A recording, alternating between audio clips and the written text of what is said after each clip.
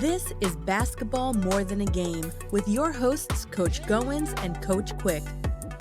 Former high school coach and player have teamed up again to share their knowledge of the game and life skills on and off the court. Now here are Coaches G and Q. All right, so you know what time it is. This is Coach Goins, and it is basketball more in the game. Like we always say, make sure you got your sneakers on and you got them laced up tight. But before we get in that, we've got a special, we want to dedicate our show today to the Honorable Sheriff of Hope County, North Carolina, and Mr. Hubert Peterkin, who passed recently. And we just want to send out our thoughts, our prayers to him, to his department, for all of the dedication that he served the citizens of Hope County and the state of North Carolina, because he did hold various positions, state level, as well as being the sheriff of Hope County. So we dedicate the show to him. So, Coach Quick, what's popping? Hey, what's going on, Coach G? You want to know what's popping with Coach Q? Well, Coach Q is so excited about today's very special guest via telephone. I feel like I'm on the campus of Norfolk State University, posted up inside the classroom, waiting on something exciting to happen. So after this short break, Coach Goins is going to come right back and introduce you to our very special guest. So make sure those sneakers are laced up tight.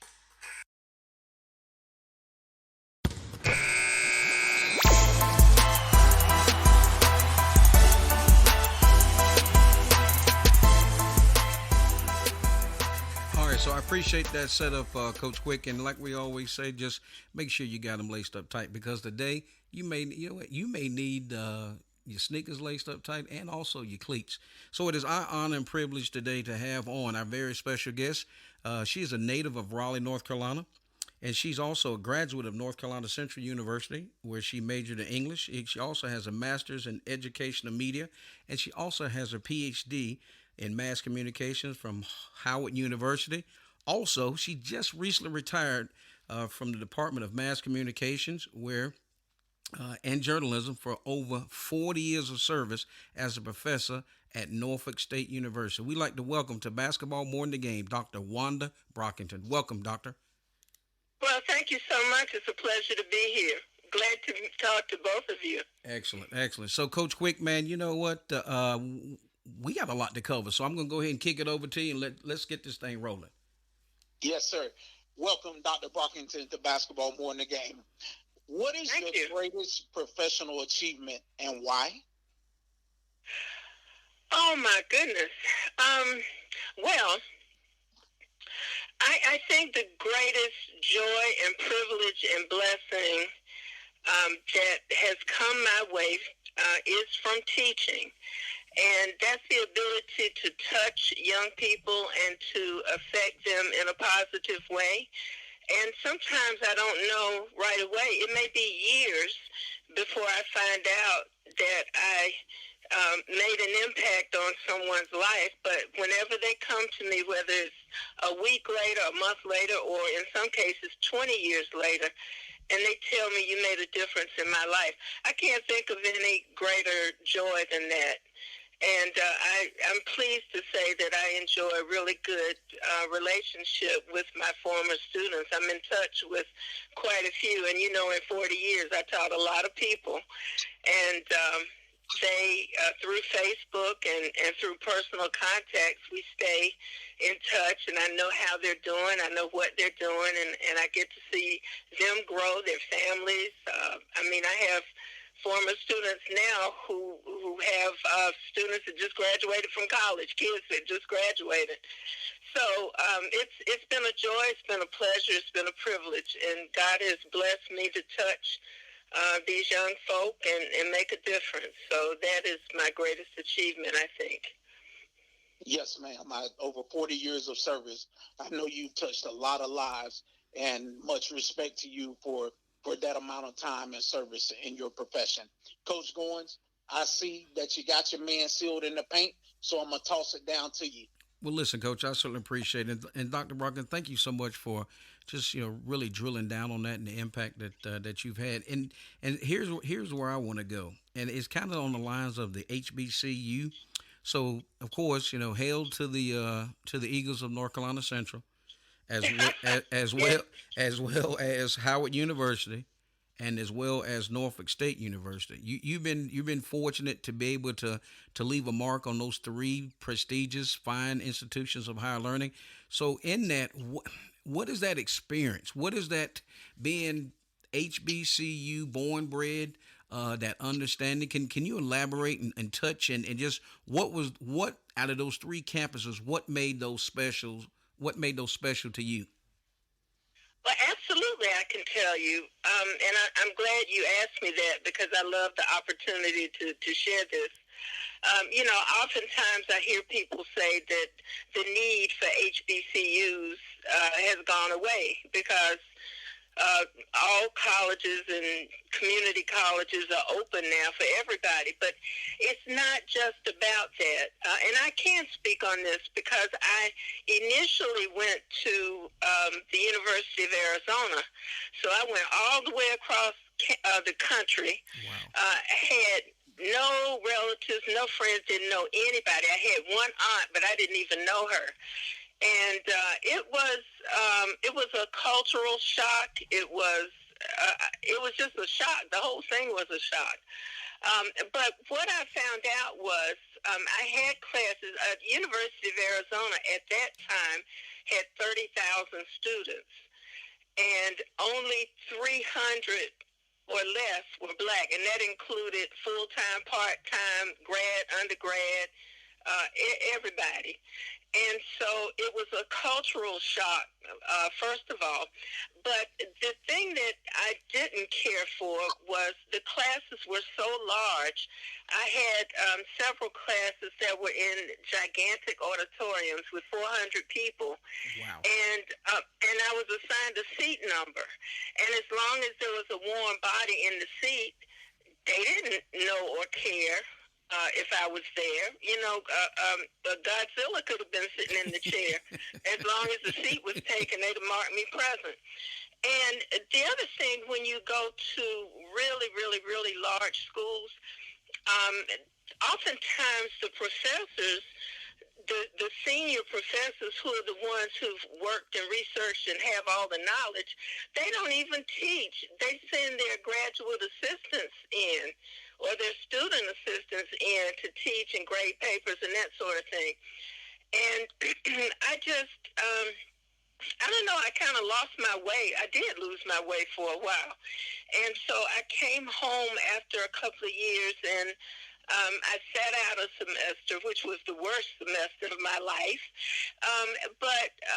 I said, God, if you just give me a chance, I know I can do this. But I was immature and not focused. But that little time was what I needed to get myself together.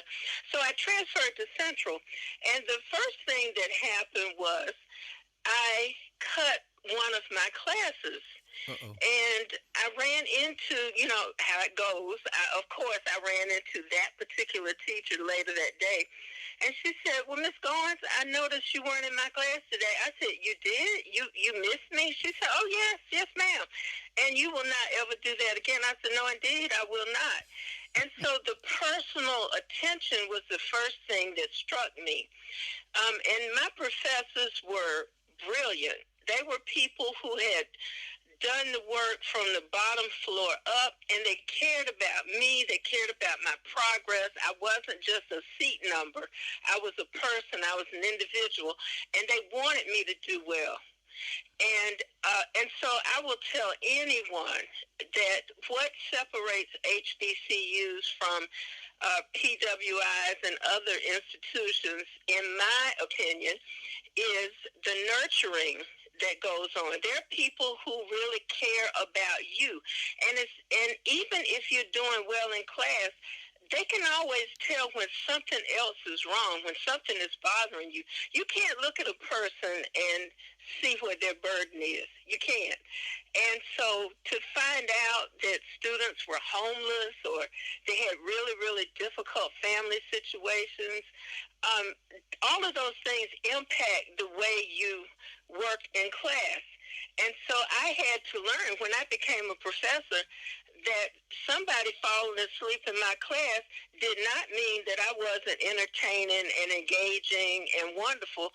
What it meant was most likely they were working two jobs just to be able to stay in school. Yes, ma'am. And so being at an HBCU puts you in touch with those kinds of situations so that, you spend more time caring about the person and trying to uplift the person as well as the academic part. You really shouldn't have one without the other.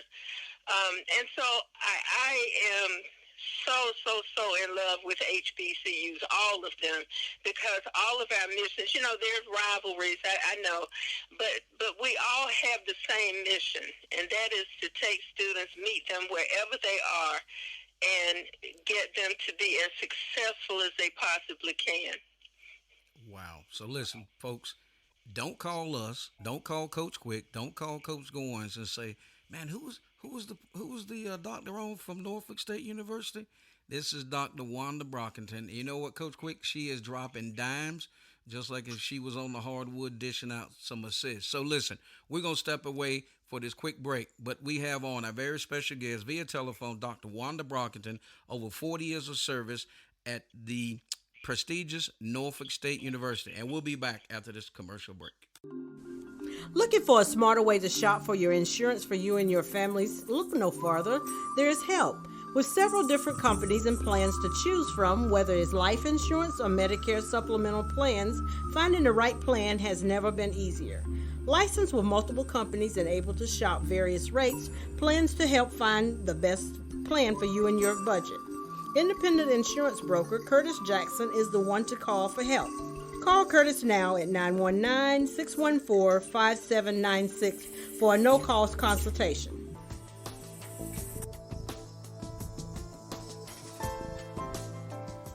All right, so look, folks, we are back in, and via telephone, our very special guest, Dr. Wanda Brockington. She is retired now, and she was the department chair in mass communication and journalism for over 40 years at Norfolk State University. Coach Quick, man, I see you got your feet set for that three-pointer. Go ahead and take that shot. Yes, sir. Dr. Brockington, mass communication is a large footprint. How would you encourage your students or recommend students to pursue TV or radio? Woo, that's a loaded question.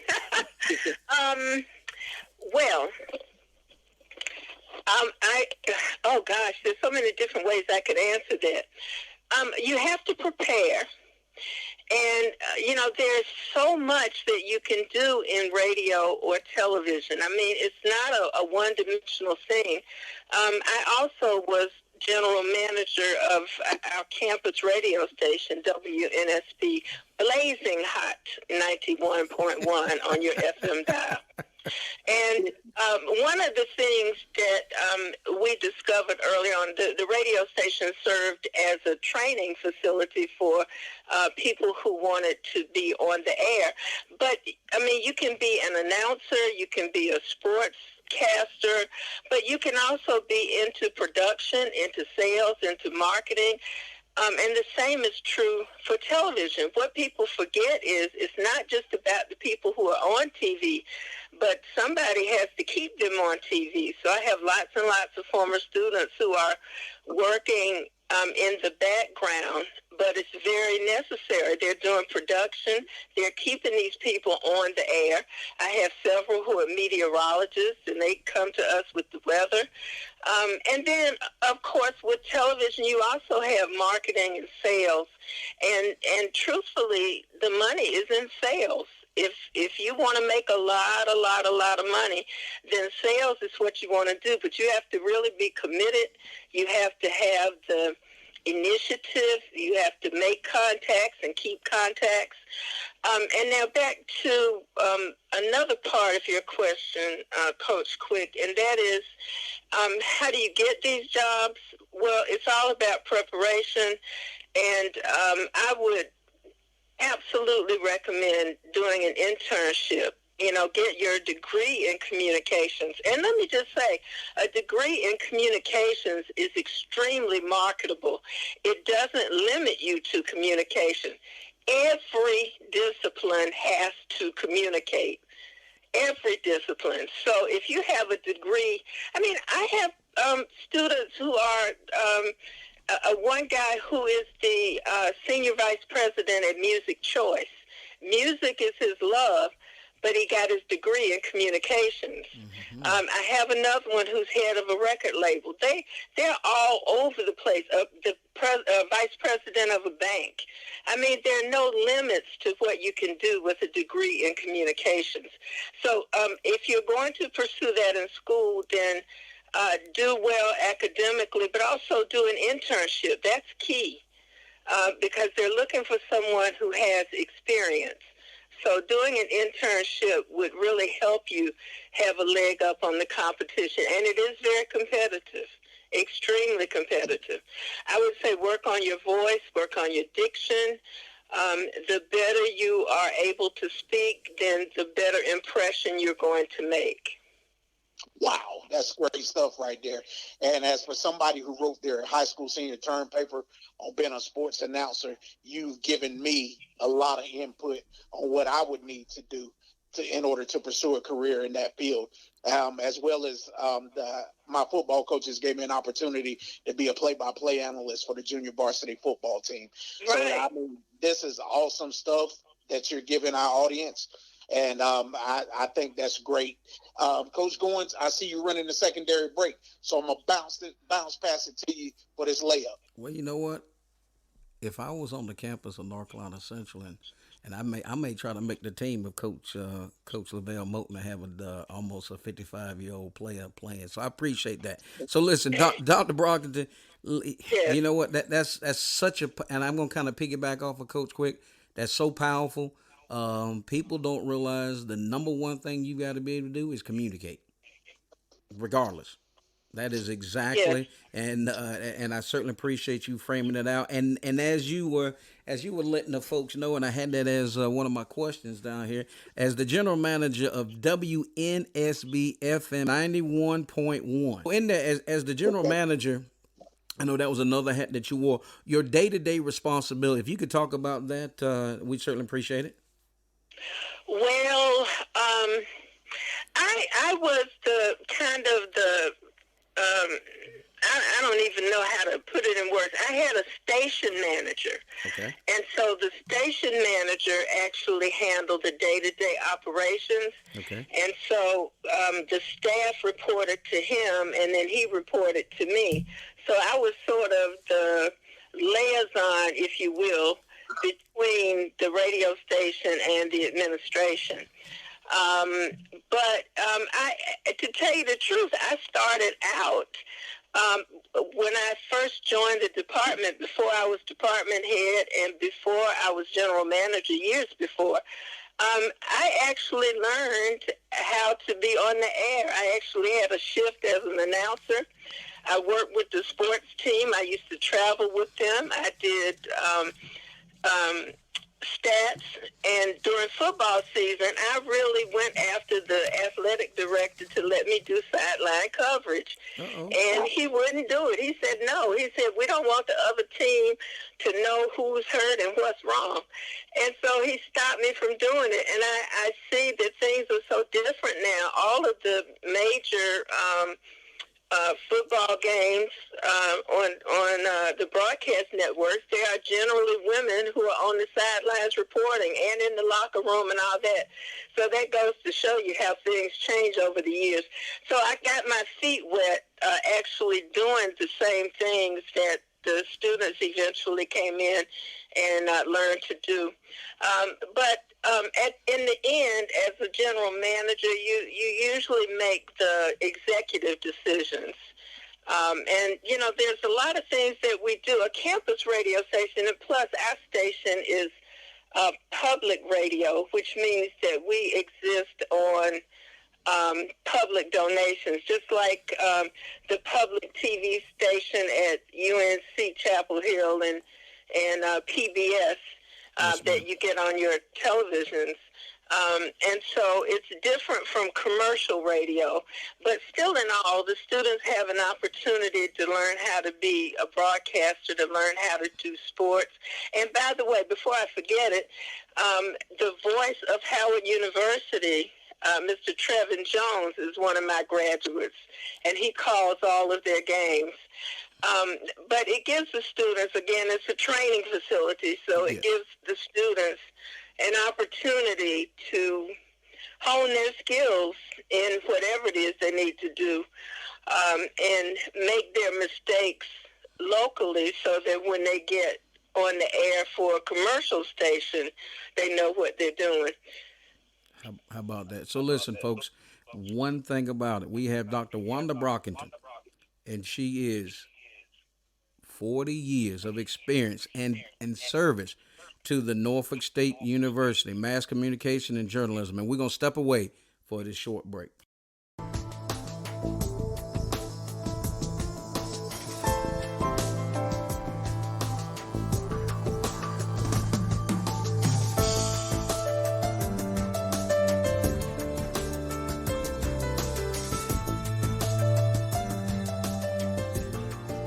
You know, I was in the game for a long time. I started when I was 25 years old. And, you know, I was very fortunate to get tenure and promotion with a master's degree. But the longer I stayed at Norfolk State, the rules started changing. And then at some point, you know, as administrations came and went, and times changed, they decided that they would only hire people who have PhDs, and that the only way you could get promotion, tenure, etc., was to have a PhD. Well, I had always wanted to go back to school, and actually Howard was my first choice. There are not a lot of schools that have a PhD in mass communications, and so I not only wanted Howard for the degree, but I wanted the cultural experience as well, because, you know, you hear so much about Howard being the Mecca. And as I was learning and growing, I swear everybody in Black history, past and present, had something to do with Howard University. Either they went to school there, or they came back and taught there, or they were affiliated in some kind of way. So I said, that must be a great place. And so an opportunity presented itself, and I said, you know what, I have deferred my dream long enough. And as it turned out, my son was in college, and my husband decided to pursue his PhD at the very same time. So all three of us were in school at the same time, and I would not recommend that at all. Smart, but broke. That's all I can say. So, and I'm pleased to say that all three of us were successful. And so it was something that I needed to do career-wise, but beyond that, it was something I wanted to do long before. As a matter of fact, I had investigated Howard University 10 years prior to actually going. And then when I came back, the vice president said to me, oh, well, I said there was money for education, but I meant in the sciences. Well, I was crushed. I just, because he made this gigantic speech about Norfolk State would help you, you know, if you pursue a degree. He didn't say the, you know, in science part, in technology. So anyway, as it turned out, the dean was really in my corner, and she created a scenario that made it impossible for me to turn down that opportunity. It was just too good to be true. So that's how and why I did it, and it was an eye-opening experience. It really was. I learned so much. I mean, I did a paper. This had nothing to do with my actual degree, but in one of my classes, I did a paper on Booker T. Washington and his stance on lynching. And my professor said, oh, well, you have to have, you know, primary sources for this. You can't just give me book articles and magazine articles. And I said, well, Booker T is gone. I said, what would you you have me do? Stand over his grave and hope for, some kind of vision? He said, no, we have Booker T. Washington letters and papers in our library. Wow. Oh my God. So I went to the library. Now here's the thing. I didn't know that I wouldn't be able to read his handwriting. but it was just fascinating. That library is just chock full of stuff. I mean, and I was just in such awe. I said, this is really the writing of Booker T. Washington. I just kind of couldn't get over it. So those kinds of opportunities present themselves at a place like Howard. And so I'm so glad I took advantage of it. I met wonderful people. My professors were, when I was in school, because I was also a college professor, they were my colleagues then too. But then they became even more of a colleague after I graduated. And, we would go to conferences together. We present papers together. So it was a very rewarding experience. I mean, it's difficult. Don't let anybody tell you that it's not hard. One lady that I knew there, she just couldn't take it. She quit working on her PhD and went to law school. She said it was easier. Oh my God. I don't know. Oh my God. I can't speak to that, but it does require commitment and dedication, and it's tough, but I'm so happy that I did it, and it kind of changed my life in a lot of ways. Wow, that's great stuff. Coach Goins, I'll kick it over to you. Well, I got to ask this question. So when you and your husband are together and walking, and somebody says, "Dr. Brockington," who turns around first? Both of us. It happens all the time. Either one, because he works for the Department of Corrections as a psychologist, but he also teaches part-time at TCC. And so it has happened more than once. Somebody says, "Hey, Dr. Brockington," and we both turn around. Or somebody will call on the phone and say, "May I speak to Dr. Brockington?" And I'll say, "Which one?" So exactly. Yeah. That is what happens when you have a two-doctor house. Yeah. But it's okay. We're good. There's nothing wrong with it. It's almost like when we're walking off, I can just remember when you're walking off the practice field or whatever, and somebody says, "Hey, coach," and there's like 4 or 5 of us, and all of us turn around and look. I don't know. It came up. So, all right. So here, yeah. I want to kind of step outside the lines, if you will. Sure. And here's where I want to go. We've all had impact people in our lives. You're a daughter, you're a sister, you're a wife, you're a mother. So if you don't mind, kind of share with us some of the people that have been impactful in your life.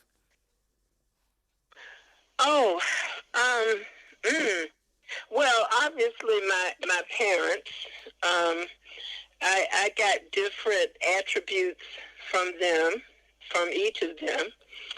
My sister, we get closer as we get older because I'm 11 years older than she is. So I kind of didn't like her too much when we were growing up. She was just, well, I'm sorry. I just didn't like her too much. 16 and 5, that's huge. That's tough. That's tough. And she was always trying to be around me, and I was always trying to be with my friends. And so, but as you get older, the difference just melts away. And, we are truly sisters now. And so she went on to go to law school, which is exactly where she should have gone with her talking self. So nothing has changed. She's doing well. I had a professor at North Carolina Central she was very good to me. She taught me. And she did my recommendations when I got out of school. Well, when I graduated in December and I started grad school the next month in January. And she wrote, God, she must have written my recommendations for not just grad school, but the first couple of jobs I had, I really depended on her. And you know, I knew that she thought a lot of me, and I knew that she thought I had been a great student and that kind of thing. So when you're getting someone to write a recommendation, for God's sake, you got to get somebody who really, you know, thinks that you're a good person and that you have a good head on your shoulders. So she did that for me. Obviously, I had other family members, cousins and aunts and uncles who were super supportive, and cousins. My family was behind me, even though I got teased after I got it. But even my father said, when he introduced me to somebody, he said, "Oh, yes, this is my daughter, Wanda. She's a talking doctor." And that was his way of distinguishing between a medical doctor and a PhD. I had, believe it or not, when I got to Norfolk State, I had female deans my entire 40 years, except for one brief moment, I had a male dean. But I can't explain to you how that happened, but because it was very unusual in the late 70s and early 80s to have female administrators at an institution. But I had female deans, and so they became my role models. I would look at them and say, "Gosh, she's sharp. I want to be like that one day." And I had my first department head was very good to me. He saw something in me that I never even knew I had. He hired me on the spot. I never met the president. I never went through the general process that you go through to get hired at a university. He hired me on the spot, gave me a key to the office. Wow. And it was really something, because I had never taught before. Ever, not anywhere. My mother had told me to take student teaching. I said, "Oh no, I'm not doing that, because I'm not going to teach." I didn't ever want to teach. But, you know, sometimes your steps are ordered. God has a plan for you, and you have to just be quiet and listen. And so I got over that, and he hired me, and I tell you, I wasn't worth 2 cents. That first semester, I would have my notes and things written out, and I'd start talking, and I'd look up, and I would be out of notes, and there would still be 20 minutes left. I was like, "Oh, my God." And now I talk so much that the time is up, and I haven't covered what I want to cover. So, I grew into the role. And I suppose it was the dean, Dr. Thelma Thompson, who went on to be president of Maryland Eastern Shore. She was a phenomenal woman, very, very smart, very, very kind, but she had a sharp tongue, and she could cut you, and you wouldn't even know you were bleeding. She was good. And she said, and she was from Jamaica, and she had that beautiful accent, and she said, I can't imitate her accent at all, but she said, "Wanda, I want you to be department head." She said, "I'm going to send you back to school." And I said, "Well, I thank you for that." I said, "But, Jason is in school, and Brock just started." I said, "I don't think we can do that." She said, "I will let you keep half your salary at Norfolk State, and I will give you a scholarship to go to Howard." Okay. I was on the next thing smoking. Because you're not going to turn down an offer like that. Exactly. So I have been, when I tell you I've been blessed, I have been blessed. And when these opportunities present themselves, I try to do the very best I can, because somebody and somebodies had a lot of faith in me, and I wasn't about to let them down. Amen. So yeah, I had a lot of role models and a lot of people who were rooting for me along the way. I'm in several different organizations And they were all supportive. They would send me little notes when I was living up there in Washington, and I hope you're doing well, and we're thinking about you and praying for you. That means a lot when you're living somewhere else, and and I don't know if you've ever lived in D.C., but just to find a parking space, is a trial and tribulation. So it means a lot to have that kind of support from family and friends. And I do have a wonderful village. I'm blessed with some really great family and friends. So, I could keep you here all day telling you about the people who influenced me and who rooted for me. There were just so many. But I did try to learn from each and every one and use those lessons wisely.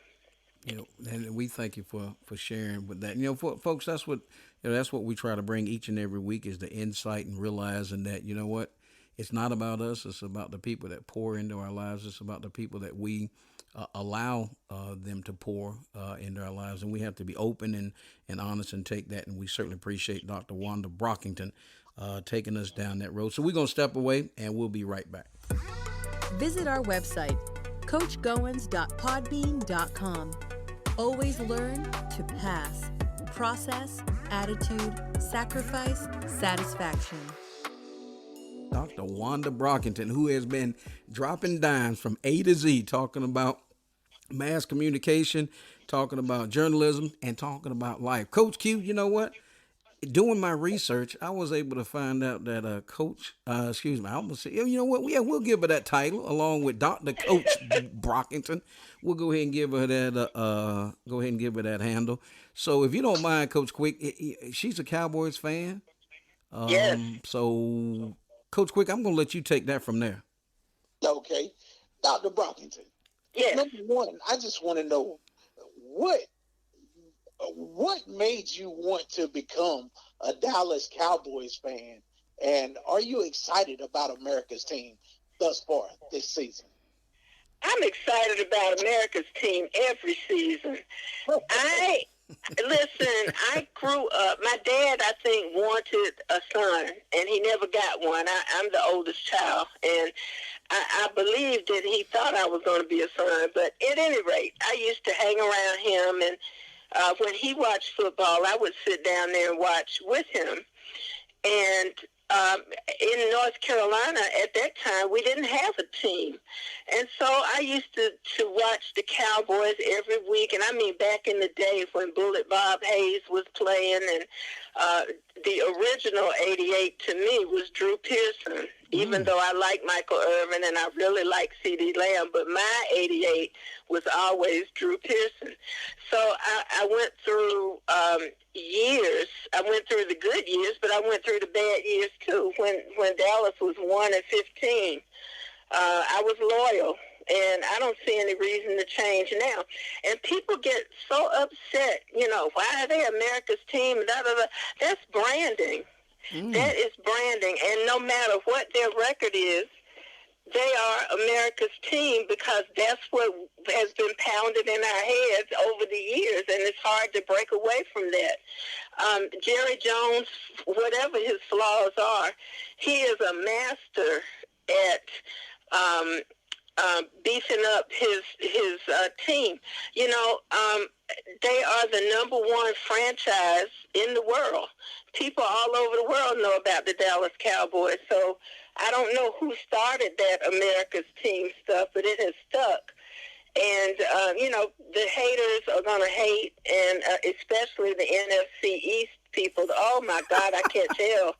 On Sundays, you have no idea when they win or when they lose. When they lose, I really hear it. But when they lose, the Giants, Eagles, and Giants, Eagles, and Washington fans, especially Washington, when they lose, crickets. Watch out, Coach Quick. Watch out, Coach Quick. Yeah, but when Dallas wins, they come on Facebook and they just let me have it. But you know what? It's okay. I am so pleased with Dak. I love his attitude. I love his work ethic. I'm glad to see that he came back from that awful injury. Zeke is playing good. I mean, they fixed up some of the problems in the secondary. They're doing much, much better because, in my opinion, for the last several years, their defense has been what cost them. Last year and the year before, Dak was putting up great numbers, but they were still being outscored, and that's the defense. That's on them. And so I'm happy with, real happy with Trayvon Diggs, my Lord. And the rest of the second, it's like the team is rallying around all of the superstars, and everybody is playing well, and I just love it. And listen, you can't call me coach, because when I tell you on Sunday, now I'm relaxed today because they got a bye. So I didn't have to coach. I didn't have to practice. I pace up and down. Ask my family. I pace up and down the floor when they're playing. I holler. I jump up and down. I make suggestions about what kind of plays they should be running in my own living room. And I used to not want to talk to anybody for a day or two after we lost, but I'm over that now. I'm a little bit better in terms of losing. But the thing is, I just love professional football. I love it. That is my sport.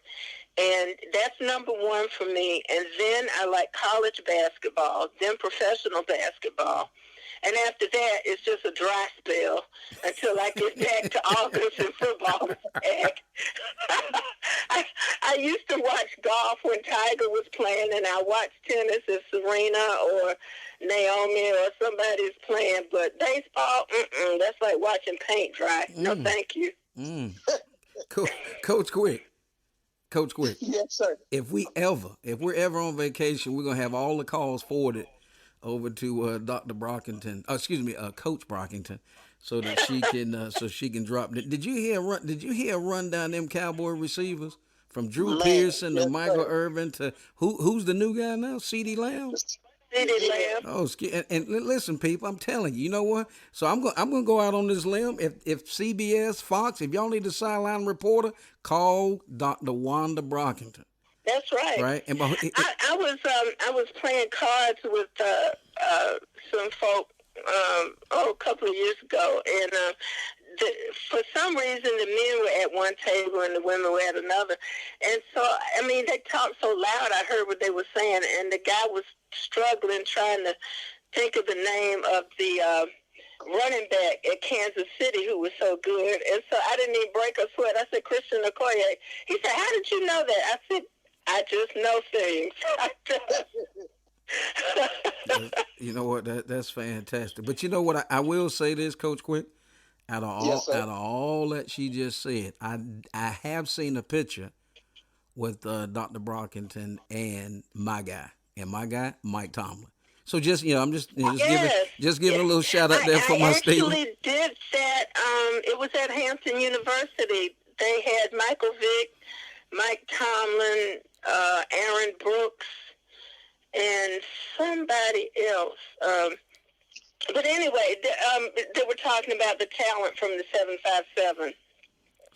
Which is our area. So yeah. I had a chance to meet and take pictures with Michael Vick. They were actually taping it for something on ESPN. But that was a great day. I like the Steelers. I like Mike Tomlin. That's right. He's got troubles these days, though.